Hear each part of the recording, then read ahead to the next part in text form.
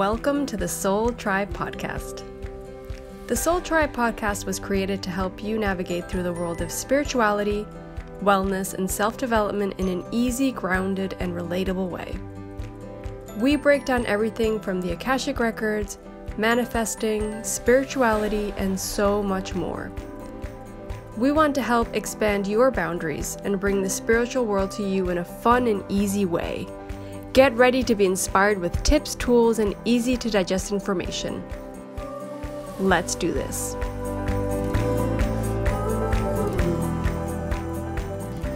Hey guys, welcome back to another episode of the Soul Tribe Podcast. Hello, it's two of us today. We were just laughing because You don't want to say because. No.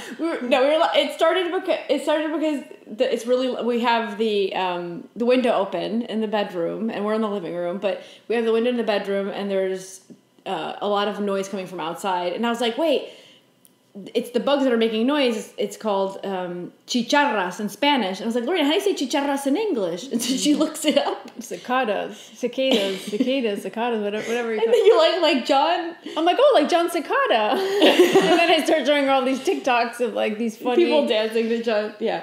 I literally jammed to that song in my car. I love that song. Yeah. I even listen to so many oldies in my car that Aurora now loves Creedence Clearwater Revival or what? Yeah. Oh my God. Fun fact. When we were young, obviously there were cassettes, right? You had cassettes. And VHSs. And our mom was obsessed with Michael Bolton. No, obsessed. Like, I mean, that cassette, she's probably heard it over 1,000 times. We know every Michael Bolton song by heart because of Mom. Yeah. Yeah. She would Michael even Bolton call song. Dad, like, but I was working at like IBM, she would call Dad and put Michael Bolton songs, like, to like just show her love. Yes, Mom would get mad. He's like, your father would hang up on me. I don't remember that. Ask Mom, she'll get all passionate about it. You'll see. She loves Michael Bolton. Yeah. Loves him. Yeah. So yeah, sorry. Totally off topic. Well, we got this is gonna be a shortish episode today, unless we go all over the place as we do sometimes. Yeah. But we're trying to keep them shorter, more concise. But Lou, maybe you can explain what we're gonna talk about. Well, so this is an idea that I had because I was having a conversation with somebody and the question was thrown out, like, what is chemistry? And I was like, hey, chemistry, right? Like, there's... when you have chemistry with somebody. It's chemistry. But it's like, no, but, like, what's the definition of chemistry? And so I was like, oh, I don't know. I never even thought about thinking about a definition. And I guess it stayed in my conscious mind thinking about the definition thing. But I didn't realize I was thinking about it. I guess I was. Mm. And then it was, like, the weirdest thing because I woke up the next morning and it was like, bing! And, like, the definition came into my head like I channeled it or something. It was like, boom, and I just, like, got it. And I was like, wait, what is it? Oh, this is a definition of chemistry. And I was like, I didn't even think I was trying to get it. Like, I wasn't even trying to understand. I don't know. You thought about it and you just let it go and it just came. Yeah, and it came back. So I sent the definition back to the individual that I was speaking to about it. 111. I don't know if you saw the time. It's 1:11 right now, and I'll open my phone to check the definition that I typed up. So let me see. Let's look at it. I think it's a good definition. I agree with that definition. I think it sounds good. So this is what I received because I don't think I came up with it. I think I received it. But anyways, chemistry. An unspoken, intangible connection, understanding, or attraction between two or more individuals. And it can originate via either biological or soul level. But before we get into that part, because that's the part we want to talk about in the episode. Yeah. What I wanted to say is the reason why two or more individuals is because I think a group can have chemistry. Of course. Like soul groups. But even that, like, you have your study group, and they have a certain, like, energy, that there's a certain chemistry with that group, that if someone else comes into that group, the dynamic of the group can change just because one individual left or comes in. Everything changes, Yeah, so I think that's all part of also the definition of chemistry in itself. Yeah. But the chemistry that we usually all talk about is the one where it's... Attraction. It's like attraction between two individuals that have a possible romance, right? Or a possible connection. That's the one we all know about, or we talk about when we talk about chemistry. That's what we think of when we talk about chemistry, but actually there's a lot more to it, right? Like you were talking about it there's a physical part of it, there's something more unconscious, and I think that's where more of the soul stuff comes in. Yeah. That we don't understand it, we don't know why somebody's drawing us in or why we feel that connection to somebody. I think also what chemistry is a feeling of connection. You feel connected. There's something pulling you to that person, right? That kind of comes up. And that's the unspoken part. It's because no one has to verbalize it. It's just, it's a sense or a feeling that you have, and you don't have to get any confirmations or understanding from the person. You just know it's there. Yeah. Okay, so then the next question is, do you think that someone can feel chemistry without the other? Like, let's say that I felt a certain chemistry towards you. Mm-hmm. Is it possible that I feel it towards you, but you don't feel it towards me? I think so. I don't think so. That might be the soul contract. I don't know. Rejection. I don't know. In my opinion, chemistry is because it's a back and forth energetic thing between two or more individuals, and I don't think you can make it up. I don't, in the sense that you can't be the only one feeling it. That's another question. Do you think like sometimes we can think we have chemistry with somebody, but we don't? It's more just a tie. Yeah, I don't know. Maybe unconscious tie. It's funny because I saw like this clip the other day of like this, I don't know if it was like a dating show or something, and they asked the girl like, oh, so how did, what do you think about, I can't remember any names or anything, even the show, like, but I remember it stuck to my head, the two perspectives. They asked a girl about the guy, and the girl's like, yeah, I think we have like major chemistry, and I think there's something there, and the rant is on, and da-da-da-da-da-da-da, like they had a lot of banter or whatever. And then the guy's like, no, there's no connection. Yeah. And he's like, no, not at all. Like, I don't feel anything. I think we're just friends. And so then in that case... But that might be the lesson there. There might be a lesson in that for the person. Yeah, so then the response is that, yes, you can feel it without the other person feeling it. Yeah, but when it comes from both sides, where there's this unavoidable, like, chemistry that you feel like you have to experience or get to know the person, for example, right? It could be a friend. Yeah. It could be somebody you met at work, or it could be, a relationship or love relationship, right?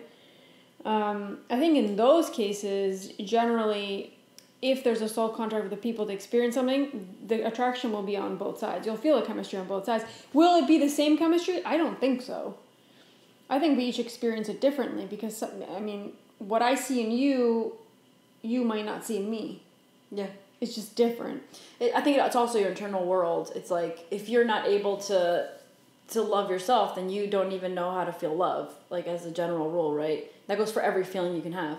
Of course. You can't feel desired if you don't feel like you're desirable. Yeah, or that you can desire yourself. Yeah. Yeah. So I think that we're limited to... We're the only ones that can limit ourselves to an experience. That experience can be even better if we improve ourselves even more. Always. That brings me to something that I read recently in a book, which was... The individual, the author that was writing was writing about like a lot of internal stuff about ourselves, and one of the things that they were speaking about was the typical perfectionist, and which we all in our lives, either if we're not the perfectionist, we know someone that's a perfectionist, and I always looked on that side because I'm not a perfectionist. I'm like, oh, that's good enough. Yeah. But like I've seen a lot of people close to me have severe issues with perfectionism, and you see on the outside, you think, wow, life must be so difficult because if nothing's ever good enough, you're always unsatisfied. And I'm like, I can't even imagine having that feeling all the time. I'm always patting myself on the back. I'm like, ooh, good job. Like, but like you said, external is where it gets more complicated sometimes. Yeah, so what that brings me to is I always observe how difficult it must be because I'm like, wow, it must be so hard to live that way. That's coming from somewhere, right? Because the perfectionism sometimes is like you don't feel... It could be self-worth stuff, right? Yeah, it could your be. Own... Or it could have been experience, right? It can be coming, which I'll go into in a second, but if it's self-worth issues where you don't feel worthy enough, you feel like things have to be perfect for you to be able to receive love or connect or whatever, or for people to see you even, right? If I'm not perfect, people won't see me.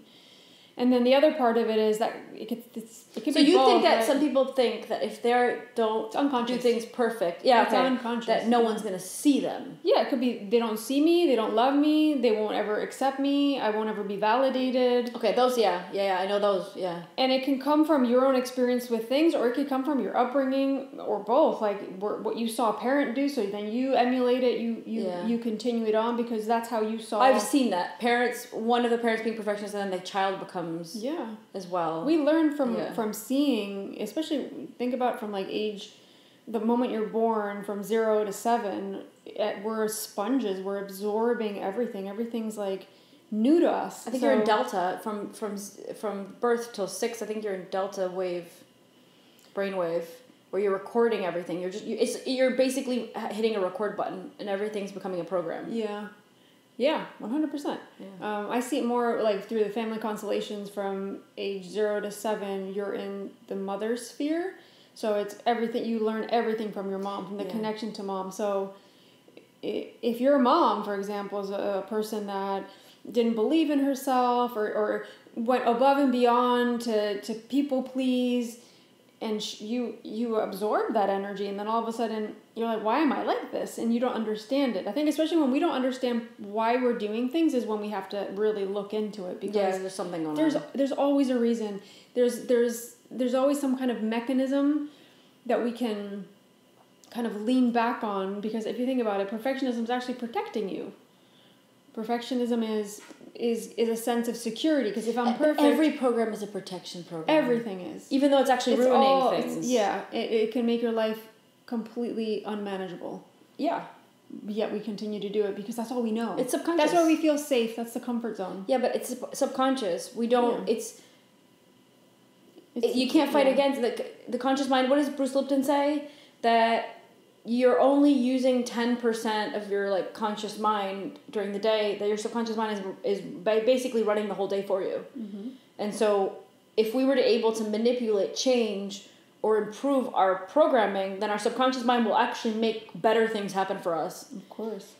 I think that's something we should all be actively doing. I mean, how many times on the podcast we talk about reprogramming and deprogramming and right?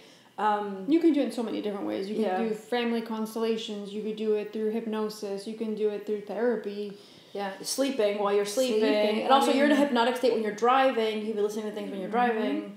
There's quite a few ways. But to me, a lot of the work, part of it is just being conscious of it. Yeah. Because you can't change what you don't know is happening, or when you're not aware of it. Yeah. Perfectionism. Perfectionism. So what the person was saying, the author was saying, was that you're externally trying to make everything around you, what you do, perfect, but they're so exhausted, their energy is so exhausted and working on making everything perfect outside of them, that they never get to inside. And so then their inside is not in a perfect state. It's probably pretty stressed and chaotic. And so they just keep bringing that to their lives. But then their perfectionist selves want to improve that chaotic life. And so it's a cycle. It's non-stop, you trying to perfect your outside world, and you're never getting into the internal world, which will never then fix the actual external world. It's like putting a Band-Aid on a consistent basis. Yeah, of course. Right? Yeah. Yeah. And I remember reading that, and I was thinking, I never thought about it that way. Like, I knew that perfectionism could be something severe in the case of, like, stress and things and managing it. And that there's a lot of limiting beliefs there or programs, but I never thought about the fact that the person will never be able to get to concentrate on their internal selves. Mm-hmm. Yep. Yeah, it's just, perfectionism is one thing. There's so many things, right? Yeah, I mean, there's just one of them. It's interesting though, that book. Maybe we can, I can put. I've talked about this book so many times. The Love Code, right? So it's. I'll link it on the show notes. And I was sharing it on Instagram again. Yeah. So I'm reading it again for like the 4th time. And those that have been listening to us for a few years already have heard me talk about this book. At what time? A moment in time you also were reading it. Oh my God. So just to give a backstory, and those that already heard the story, sorry. You're going to hear it again. But because we do have quite a few new listeners. But so I was in the middle of I wasn't divorced yet, but I was in the middle of just the breaking down of the marriage, the mistreatment, the mental and physical everything. Like everything was chaotic. And I was just spiraling into victim role, like big time. And I didn't know how to pull myself out. And I was at the time a supervisor at the bookstore here. And so I was spending a lot of hours working. And so a lot of those times was like the bookstore being closed and me just having all the books there with me. And one day I said, no, that's it. There's got to be a book. There's got to be something that can help me get out of this, because it was too much for me already. I didn't know how to handle myself anymore. And I walked over to the self-help section and I started walking around and looking at the books, and that book called my attention.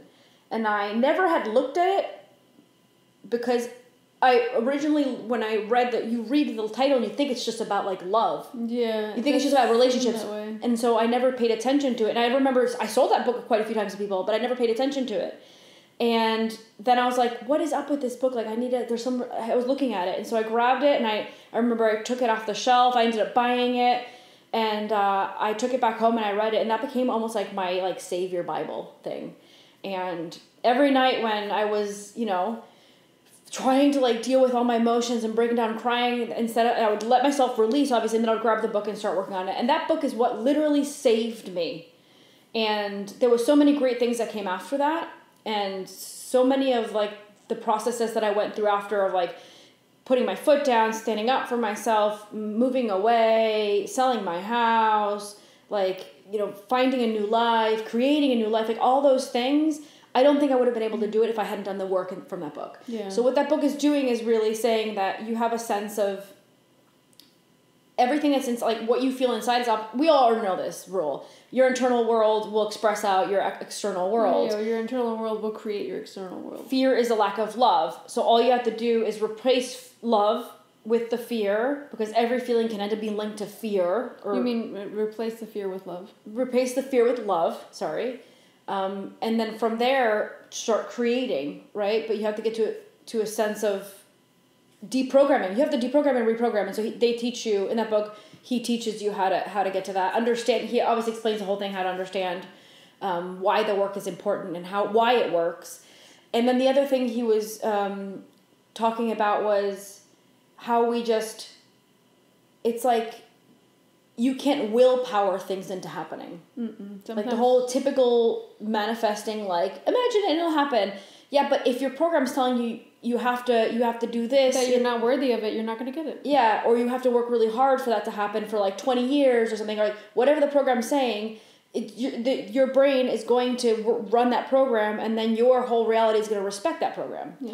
So the idea is to go down to like the programming, the whole, the subconscious mind and all that. And so I highly recommend that book to everybody. It's not just about love. It's just that love, if you vibrate in the energy internally of love, then nothing that doesn't match that can come to you. Yeah. So that's the basis of it. But also anything you can ask for can be linked to love, peace, or joy. Yeah. So for example, he gave an example of a lady. He was having like a workshop or something, and he called up on stage people, and he called up this little old lady, and they said, "What's if you could have one wish granted right now? What would you want?" And she said something along the lines of like, "Win the lottery," or Wasn't it freedom? No, wait. Like win the lottery, and then it's like, okay, what would you do with that money? If you won the lottery tomorrow, what would you do with that money? He's like, oh, pay off this and pay off that, and my debt this and my debt that. And they're like, okay, what would that make you feel? And she said, peace. Okay, what you really want is peace. And then all you have to do is feel peace, program yourself to feel that peace, and then all the scenarios around you that don't match peace can't happen anymore. Right? I love that. But freedom's mine. Like, if you ask me about anything, you'd be like, okay, what do you want? Me too, freedom. I'd be like this. And what is that going to give you? Freedom. Peace is important, but freedom. But freedom creates peace. Creates peace.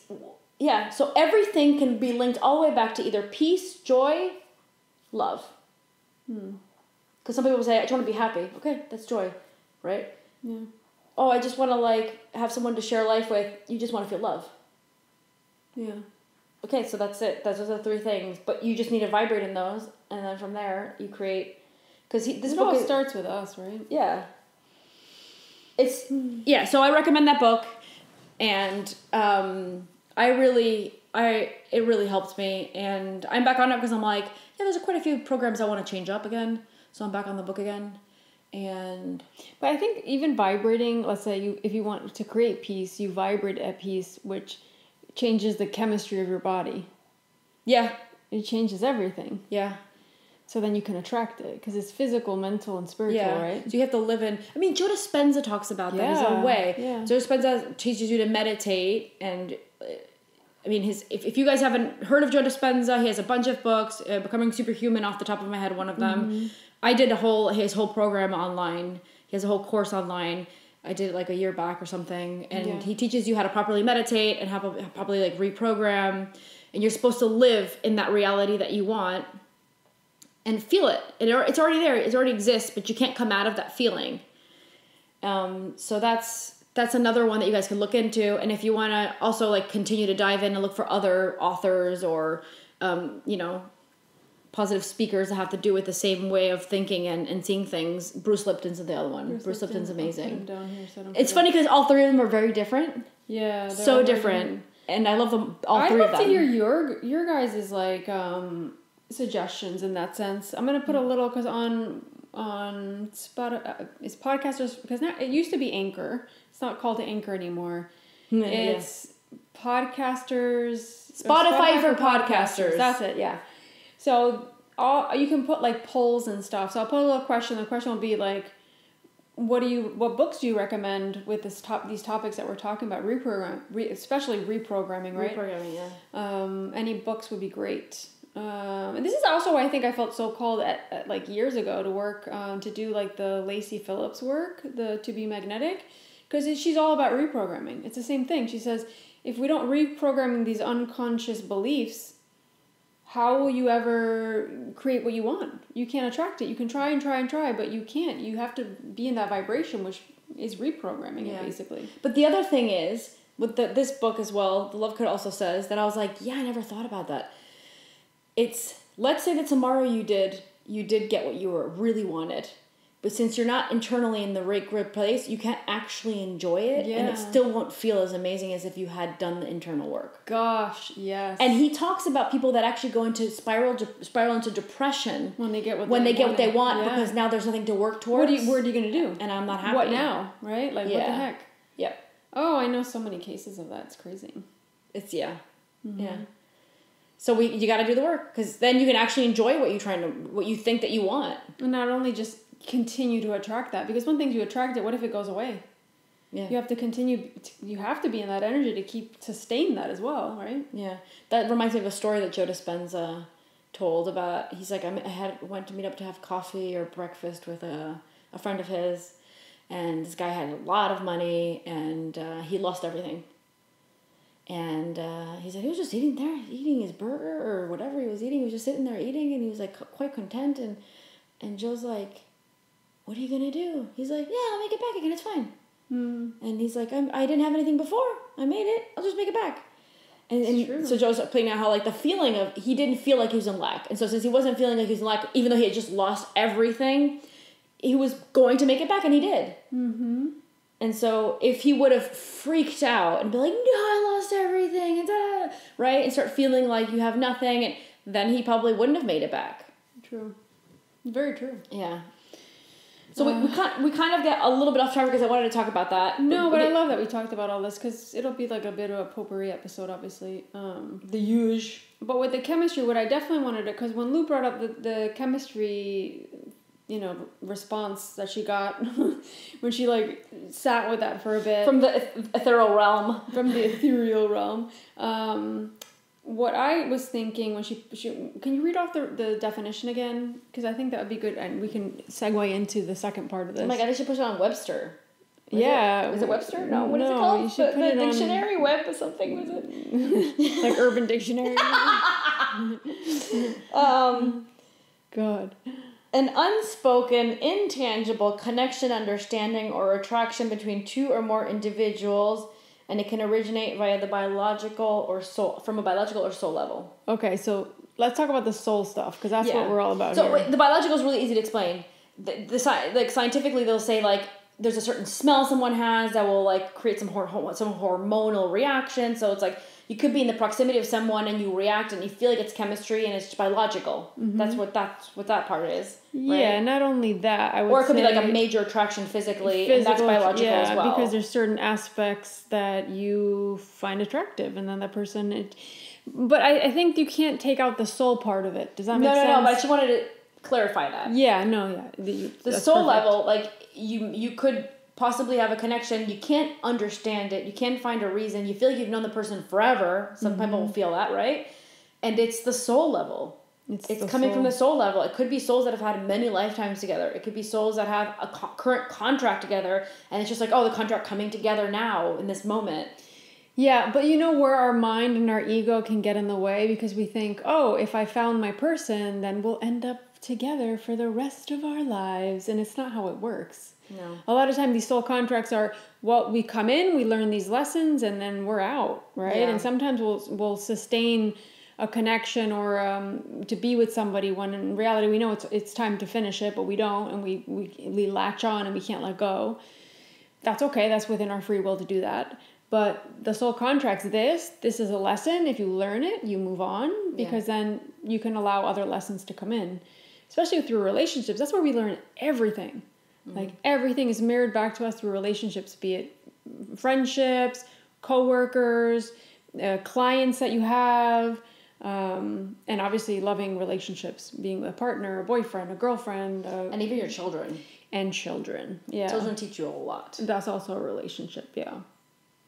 But what I will say is that the soul contract could be that you have specific attraction to each other, because that's going to be a big part that brings you together. So that could be a big part of it. Yeah. But also the souls are like, well, we're going to find each other. We're going to have to connect. So there has to be a chemistry. You have to, otherwise why you wouldn't walk towards that person, you wouldn't decide to be with that person or connect with that person. But from the outside, people, or you're recognizing the energy. You're recognizing the energy too. You're recognizing it from like there's a pre-agreement before this lifetime. Your free will is still there. You can still decide not to be with somebody. Of course you can. That's free will. Yeah. But the chemistry is what keeps you deciding possibly I'm going to go down this route or not. Mm-hmm. It's interesting. It could be also chemistry. It could be like a chemistry between, siblings, between friendship, like a friendship, a really, really good friendship. It could be, it's just the two souls. It was like last night. I went to a birthday party and I ended up sitting next to this woman who then introduced me to this other girl, and we sat down. I talked to her for over 2 hours, like 2.5 hours, and we were talking about life, and the Akashic Records came up, and she was telling me a bit about her story, and I was just like, wow, I could just sit here for hours and just talk, and then we ended up exchanging numbers. I was like, let's definitely hang out. You know I've had that with friends before. But I don't feel that with a lot of people when I go out and meet somebody. You know, you're like, I like your energy. It feels good. There's like a good chemistry of like saying like I could sit and talk to this person for 10 hours, even though we probably have had very different lives. I have like a friend who she lives here on the island, and I don't get to see her very much because she's really busy and we have very different schedules. But and we hadn't seen each other since I got back on the island. We hadn't seen each other in I think five or so years. And we came together. It was like we just started chatting and talking, and it's just like I felt like I was with my family, even though I hadn't seen her in 5 years. And at one point she was gonna leave, and she's like, "I always love seeing you. It was so good to see you again. All right, let's see when we can meet up again." Because I just gotten back on the island, and then she shot me a message after she left, just to like kind of come back to me and say that she had a good time. And I said, it's a weird thing, isn't it? Every time I see you, I feel like I'm with my sister and that we've been family forever, but we're not family and we barely see each other. Mm. And she's like, I feel exactly the same way. Mm-hmm. I was like, you can't explain it. You can't explain it. It's just our souls have other experiences from other lifetimes, and we're just recognizing the feeling and recognizing each other. Yeah. And that you're supposed to maybe experience that same feeling, but in a different context in this life. Yeah. That they can bring some kind of peacefulness or connection that feels good, even though they're not your like blood family. Yeah. I love that. Well, yeah. Anyway, going back to what I was saying about the soul contract. If there's a soul contract, I think, especially when we're talking about relationships, there usually is chemistry. Like you said, or it's a recognition of something, or like we were saying earlier. And then the other part of that is the lessons attached to that soul contract. So we have to have this chemistry. We have to come together. We have to recognize certain things so we can live out certain experiences and learn really big things together. Yeah. And sometimes, like you said, the free will aspect of it, we choose not to. So then we'll learn it with somebody else. And there might be somebody else we feel attracted to, but then it might just be different. It might not be the same scenario or the same situations. But the idea is to not resist it, because the moment we resist it, it'll keep repeating. Anything you resist will persist. That is so, so true. Yeah. Emotions, lessons, ourselves, our own self-love. It was funny because I was hanging out. I have this one neighbor and we hang out a lot. And every afternoon we do what I call dock walks. We go to the dock. I call it dog walk because she has a dog. Dog walk. Dog walk. And so after dinner, I always send her a message and be like, dock walk? And then we'll go. And now it's more neighbors. Now more of us are going and we're there under the stars and we talk. It's going to be like a gang soon. It sounds pretty bad, actually. Don't say that. Anyways, so like, you know the saying, like, tell me who you are? No, tell me who you hang out with and I'll tell you who you are. Jinx. No. Infinity jinx. Do you remember when we did that when we were young? Oh my God. And so I was telling her at one point, like, I was doing like a reading for her and I was telling her all this stuff I was getting and now she starts hanging out more with me and she's like, oh, I'm going to stop drinking so much. And I know she's listening, so hi. Shout out to you. But she's like, I'm going to start. I'm like, dude, that's literally how it is. You have to be really careful who you surround yourself with. Careful. You will start picking up on their habits. And even if you don't want to, it's not that you're like a pushover. It's that their energy and their way of seeing things, you start meshing with that somehow. If you spend enough time with them, and then after a while, it's like, you'll start learning things from them. So that learning could be good things or bad things. So you have to be really careful. Bad things because they don't align with you and where you want to go or be at in life. Right? Yeah.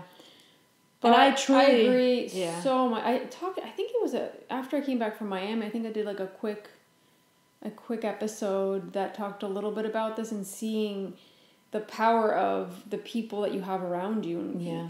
It's not so much, sometimes it's you know, as they say, if you want to reach a goal, surround yourself with the people that have already reached that goal. Yeah. Like in a good way, right? Now you're not going to hang out with people you hate, but you're going to try to be around those people. Find the places that they go. Connect with people online. Some people do masterminds. Some people do coaching.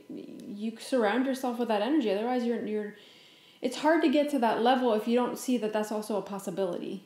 Like yes. Going back to what I was saying before, Lacey Phillips always calls it expanders. People that expand the horizon or where you see like things can go or could be. But you have to have that example. But the people we surround ourselves with will create the habits, will create the reality that we're living. It's the same with our internal world. It'll reflect I think that's also a part of it because we also will attract those people when we're in that energy, like you're saying, when you're in that energy of peace, you're not going to attract all this drama outside of you, usually, right? And I think it's funny because I will like go somewhere and I'll usually bump into someone that's really into spiritual stuff. And somehow the conversation will happen and it's like, I see it. Like I see it literally in my reality where we're on an island where there's not a lot of spiritual people. I think there are. They just don't talk about it. I know. You see a lot of people drinking. You see a lot of people partying. There's a lot of people that are in and out of the island. Yeah. So you see a lot of that. So I literally consider it a bit like rare or special that you bump into one person and that person. Well, yeah. Even the first person, I got there yesterday. It was a surprise party I went to. I was the first person there. And I wasn't even that early. And then the first person that walks in after me... Side note, Uruguayans aren't like Mexicans. Like, here on the island, when I invite my Mexican friends places, I tell them an hour... But Uruguayans are always late, too. No, we're not. Yeah, we are. Uruguayans are, like, you tell somebody to come over at 9, they come over at, like, 10. Okay, well, then I take back what I said, because I don't know why I think... it's a South American thing. Okay, maybe because we grew up in New York, we're not late. That's exactly it. Because, that's it. That's it. We grew up in a different... That's what I'm saying. You become good example. Yourself, yes. You know, and if it's socially acceptable to be an hour and a half late, then you're going to do it because that's what you're used to. That's what you've seen. Anyway, going back, so the second person that gets there, I end up talking to her. I'm like, oh, how do you know this person's from the birthday? And she's like, oh, yeah, this, that. And I don't know. We just started talking. I ended up talking to her for a while as well. And she ends up being a counselor, so we're talking about relationships and a bunch of other stuff. And I was like, oh, she used to be a teacher, and then the other girl's a teacher, and I'm just like, wow, how cool. And talk about like Aurora getting into school and all this stuff. And I was like, how interesting. But it's like, even the counseling part of it, because the person had to be in a spiritual space. I'm very much in this counselor energy, right? Yeah, you are. When I do. So it was interesting that I attracted that, the first person that walks in after me. And apparently she's a very good counselor from what a lot of people were saying. Oh, cool. So, yeah. The universe working its magic. Yeah. So the environment thing, I love that subject because I think this is a good subject to talk about. The way you're saying it is that your environment will, what's the word that you used? Well, I don't know, I said affect you, but will turn you into the cultural stuff, especially, I think, or the habits. Or what's socially acceptable. That's the thing that, like, I got to a point where I was, after the 5 years I was in the Netherlands, I was like, I can't do this town anymore. I can't be here anymore. And it's not that the people, it's not always the people, it wasn't the territory per se. It was just like, I felt like there was no more growing for me. Yeah. I had reached a limit, and the longer I was staying, the more I felt like I was backtracking with my, like, personal progress. It was about me. It was more personal. It felt like I was going backwards. I wasn't progressing. It's not that I was stuck. It felt worse than that. It felt like I'm going backwards, literally. Like everything I had worked on and improved, now it was like slowly trickling away the longer I stayed there and lived there. And it's like, there was no other option for me. You were also in a very particular circumstance, I suppose, because you were pretty much alone. It was a really so how do you grow town. And I say this, and I truly believe this, and this is what I study, and this is what I know, even though I sometimes resist it myself because I'm such an introvert. I can be very extroverted, but I tend to be an introvert. Is that humans are social creatures. We're supposed to be around people. It can help us grow. It can help us learn. It's the relationships, and that's probably where your growth was also stunted, right? In that sense. No, the only friend I was able to make was one friend who, like, I mean, she lives close enough. I could bike to hers in 25 minutes, and I would often. But compared to your life here now. Yeah, well, it's that I couldn't find anyone that wanted to spend time the way I wanted to spend time. Mm-hmm. I was not willing to go to the club or go out drinking, or when I first got there, I tried to not be like this, like, person in the corner that's not going out. Like, I tried to open up myself up, and that's why you meet people. But at some point I realized all they were doing was going out and drinking, and I wasn't going to do that anymore. Like, I was willing to do it to see if I could meet someone that, like, I could create a relationship or friendship with. But then I started realizing that that's what they wanted to do every weekend. And I was like, well, that's not what I want to do. Mm-hmm. And then thankfully I was able to meet my friend that lived in the town next door, who was much more aligned with me, and, like, going camping and going out in nature. But I didn't find anyone else, and she isn't even from there. She's originally from Canada, so that's why we were really similar. Oh, wow. Like, we were both feeling the same thing. She's like, she's originally Dutch. She speaks fluent Dutch and everything, so it's not that she couldn't mesh with it because it's her culture. She's just like, I spent a lot of time in Canada, and I can't understand this town. She's like, I can't find friends besides you, and I was like, it's not just me. And so it was just the way that we were choosing that we enjoyed to, because there's not a right and wrong. It's what you enjoy and where you are in life, and what we enjoyed and what we wanted in life. It wasn't what the locals did. Yeah. And that's an interesting topic to talk about, I think. I don't know if to go too deep today, but I think, so many people, especially the pandemic brought that up for a lot of people. I think, like, I want to move. I don't feel good where I am. And obviously it was a lot harder at that time. But I think a lot of people do want to move. That's a very common question I get in a reading. I want to move. Yes. There's these options, or I don't even know where I want to go. Can I answer that question for everybody that's listening that might be like, yeah, that's something I would ask? I think that all the times that I've ever got that question asked in a reading, like you, was many times. The answer, if you're asking it, the answer is going to be yes. Mm-hmm. It's yes. The only difference is sometimes it says not right now. It's not the time. Exactly. I get that so much. It's like, wait, and they can give you a time frame, but yeah, sometimes it's not that moment. You can feel it, but it's because you have to start feeling it so you can start living in that reality that at some point you're going to move from where you are, so you have to start planning it out. You have to do active detachment. Active detachment, yeah. Which is something that every human being needs to practice, by the way. Everybody has attachment issues with something, somewhere, that's something somebody. That I started working on from last year, and that's why I'm also feeling very ungrounded at moments, but I think that's something that I have been tested with the last year a lot, actually. And it feels liberating in a sense, but at the same time, it's like, this is all in my chart. I remember when I did a reading with Patricia, like probably, was it March or something? I don't even remember. She was talking about... Patricia, if anybody is like new, is the astrologer we have every year on the podcast and tells us what to expect for the year. So Lorena had a reading with her. Yeah, I get a reading with her at least once a year for like my birthday or around my birthday. And, you know, some of that stuff can come up in your transits, your chart, where, you know, you might have an energy of being more like exploring and not being so grounded, and in other moments, like she says, at some point in the next year or two, you're going to feel like you want to ground somewhere. You're going to want to have like a home, where I feel like, you know, sometimes I don't feel like we have a home. I think that's the weirdest thing for us, you know, like it does feel that way sometimes, but I also feel like when I stay somewhere for like, when I hit the 4-year mark, I'm like, I gotta get out, oh my God. Yeah. Which for me, it's surprising that I've been here, it's going to be almost 8 years. I was here for 5, and then I went to Holland for 5, and now I'm back here. I'm like, I wonder, it's going to be 5? Mm-hmm. Maybe it's going to be 5 again. What I would like to do is, what I would like to do is create a home base. So this would possibly be my home base, and then I can still be who I am, which is going outside of where I am and exploring the rest of the world. Yeah, you could definitely do that. So that's my goal. You're grounding still. You haven't been here that long. It takes a while to really find your footing and what you're going to do. And we're always changing, but... in the beginning, it's so annoying because it's like, let me renew my paperwork. Let me renew my driver's license. Let me get a new car. Let me get this. And you're just doing all the like nitty gritty stuff of like getting into the place and getting settled in. And but it's an opportunity for you to like really decide it over and over and over again. Because you are doing it with every decision and everything that Did you ever hear, I heard this the other day, that this island has a boomerang effect.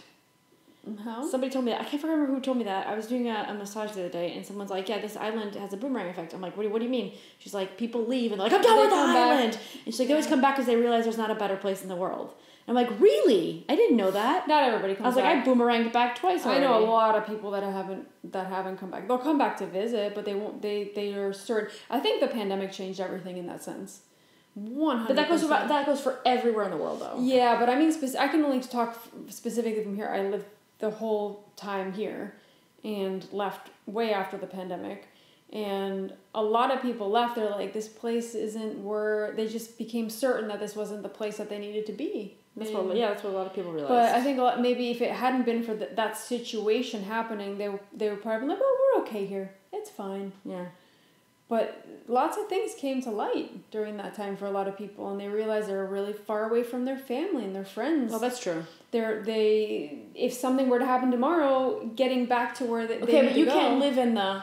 No, but they realized how much they missed things because they couldn't just do it. It depends on where the decision's made. Because if something happens, because then you're living in fear. No, it's not. These people didn't leave out of fear. They left here out of more like they realized what they actually needed. And even though this place is great, it wasn't giving them what they needed. Yeah. But they were comfortable and they loved it. And you could love a place and you can love where you live, but you can know that there's something better out there that can give you more peace or give you more joy, right? All I can say is if you take alcohol off the island, this island would be a totally different island. This island would be so different. There's a lot of alcohol in this island. Yeah, it's quite interesting. Yeah. I'll have to tell you a story about that later. Oh. I'll show you and tell you. A friend of mine messaged me about something happened to her last night when she was coming home from hanging out with somebody. I don't know, but that goes for everywhere. I mean, even where I was living in the Netherlands, alcohol is very, very socially accepted. It's everywhere, and it's considered like... Not to say that you can't drink, right? No, but I had a drink last night. I'm not saying it's bad to drink. No, I'm not saying bad to drink, but I'm saying when alcohol is the center of every event. Oh, yeah, then that becomes an issue. It's a problem because it's like you're not going out for the event, you're going out for the... But there's something that I remember, I don't remember if it was Christos or Foster had said... After the second drink, I'm out. Mm-hmm. Is that what he said? No, he had said something about island living. He said... Living, or he said it to Mom or something. I don't think he said living on an island is like a mirror. You're surrounded by water, which is a mirror. So this place, to me, it has been the place where I have done the most work on myself, where I have come to like really understand myself at such a deep level. So it makes sense that you were feeling a certain way when you were in Holland. You get here and you start feeling like you're back in control of your healing. But it's tough. It's tough because it's like there's nowhere to escape it, right? You're constantly being shown things. And a lot of people don't want to see it. A lot of people don't want to face it. They don't want to look through it. They don't want to feel it. They don't want to deal with it. So the alcohol. Yes. And probably why it's so prevalent in just a Sunday. What do people do on a Sunday here? They go to brunch. It's basically alcohol and food. Yeah. It's all you can eat, all you can drink. Right now, guys, I'm living in the same place I was before, but I'm in the back now in the villa where it's much more quiet and stuff. But before I was on the main premises, and so my view was beautiful. It was the dock and the ocean, and in the beginning I loved it. But then there's a restaurant there. And so Saturday and Sundays, sometimes you get some of the noise from the restaurant, even though you have a spectacular view. But I remember one of those Sundays I had to do a lot of like work for the podcast and stuff. So I was on my computer and I was doing some studying. And I would look at the window and I saw this one table. It's like a big table of people. And they had arrived probably around, it was like the brunch thing, right? Mm-hmm. Probably arrived around like 12:01. And then it was like 6 or 7. And they were still there drinking since the beginning they arrived. I was like, I would be exhausted. I would be done. And they were sitting there. Like, it's not like they were going anywhere else. They were just sitting at the table and just drinking and talking and drinking and talking. I can't do it. I can't do it. Well, that's not for everybody. Some people might feel like they enjoy it. And some people... I do feel like here there's a lot of people trying to escape things. That's your Sunday. But remember, this is a place where there's a lot of people... There's a lot of expats. So there's a lot of people that are also running away from things. Yeah. But that's your Sunday. You've been working probably most typical people Monday to Friday. And now you just spent the one day free where you could do anything. In my mind, it's like... Not everybody does that. I'll say that. I know a lot of people that don't... You have a birthday, you go and drink, or you have this, but most people that I at least kind of connect with aren't in that energy. I don't like that. I don't like that for myself. People can do whatever they want. They can be happy. Maybe that makes them happy. I don't know. But in general, I think alcohol is an escape. It's definitely an escape. If you're abusing it, it's an escape. Yeah. There's something there. I'm not saying drinking alcohol is bad. You guys, like, I've said it in the podcast. I love a glass of wine with, like, some good food. Yeah, I had wine yesterday, for example. Yeah. I had one glass of wine, and it was good. It was delicious. And I enjoyed it, every single drop. Yeah. But then I'm done, And that's like, it's enjoying things, right? Because one thing it's the same thing when we think about food or over-consuming social media or just being on your phone or just watching mindlessly TV all day. It's the same thing. Yeah. It's all the same energy. It's you numbing out. I think when you're in that zone where you're just like numbing yourself with whatever it is, like one of those things that you listed, I found the way I find to deal with it best is like I like dive into books. Mm. Like I'll just go down like my moment of like whatever subject I'm into, and I go into books, and it like changes the way I think. It helps me. I don't know. I don't know how to explain it. No, I understand what you're saying. Yeah, I'll if I feel like I need to change my energy, I'll remind myself to read. I do the same thing. I don't always do it, or I'll journal. For me, it's journaling.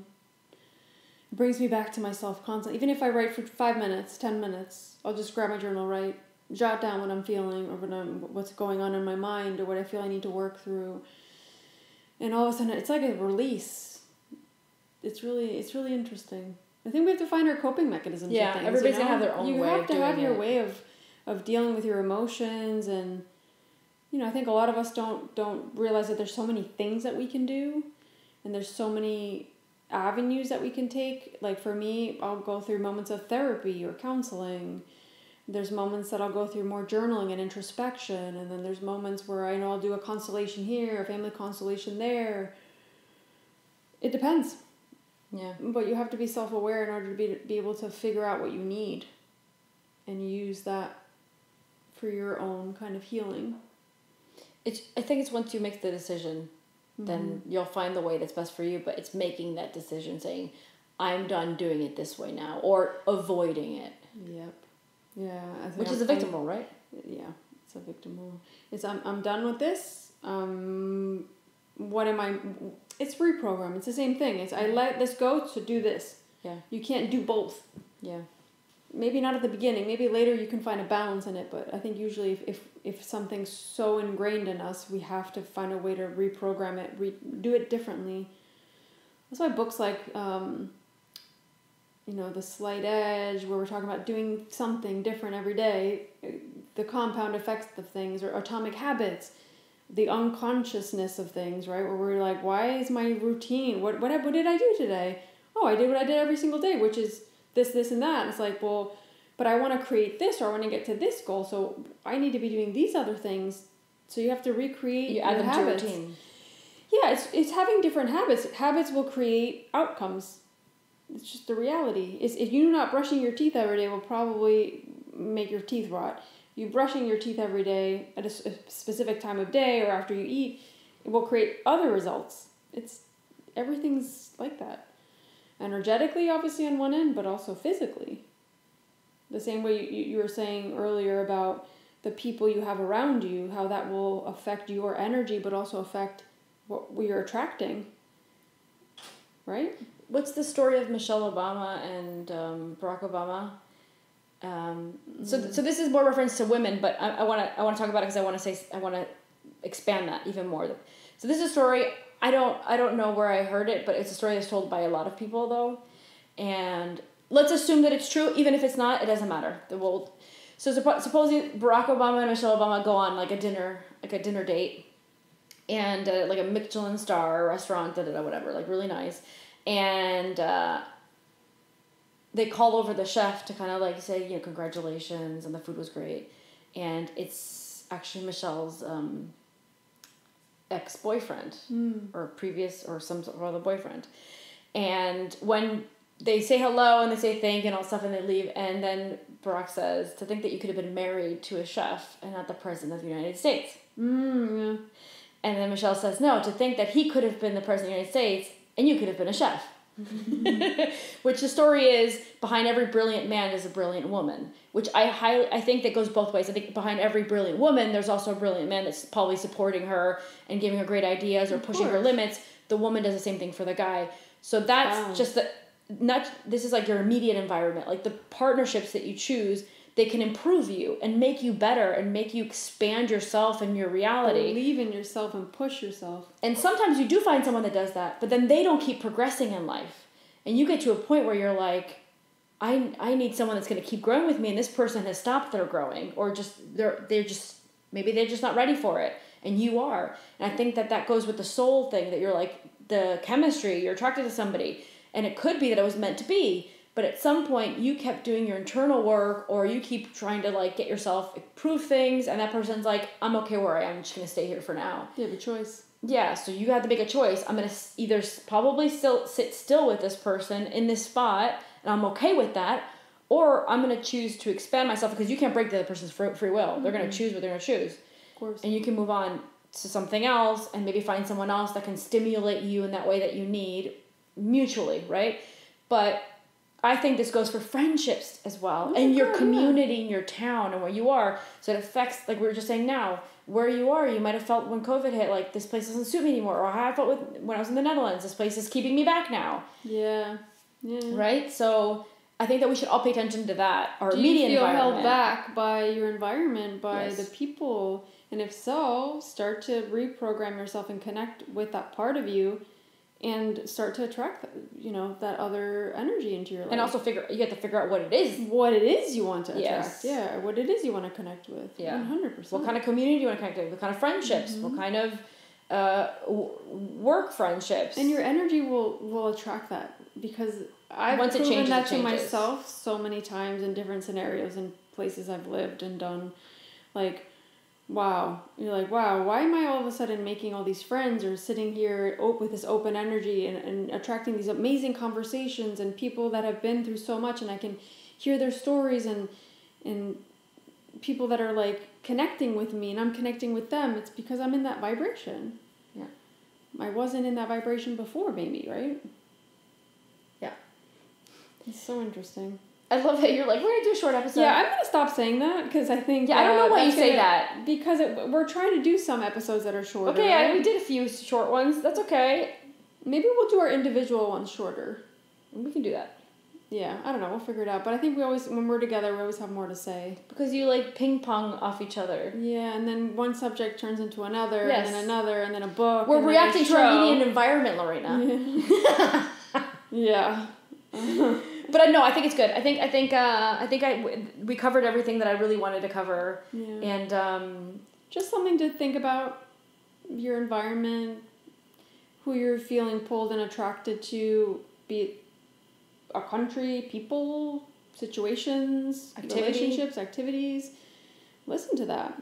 And I think it's really important to understand that a lot of times we don't have to have all the answers or understand why everything's happening. We just have to go with our gut. Yes. That's it. Yeah. Well said. So just remind people that we are Akashic Records readers, because some people forget, and that also we do dual Akashic Records readings. Yep. So to book a reading with us, you can go to our websites. Yeah, you can go to Lucia's website and book directly on hers. Yeah. If you want to book with her. With me, I'll put my contact forms. You can contact me. I do everything by email. And then to the dual, yeah, you email us. Email us. We'll put that email as well. Or you can contact me or Lou through our websites as well, if just to get the dual reading booked in. And yeah, I have a workshop. I have 2 spots left, so I don't know by the time this comes out on Monday if those spots will be. I have 2 more spots left for my workshop on Sunday, September 17th. So if you're interested, email me, send an email via the contact form, and you can sign up. Yeah, that's it. Great. All right, so we'll see you guys next week with a new episode. Take care of yourselves, get in the right vibration, and yeah, we're happy to see you next week and connect again on the podcast. Bye guys. Thank you.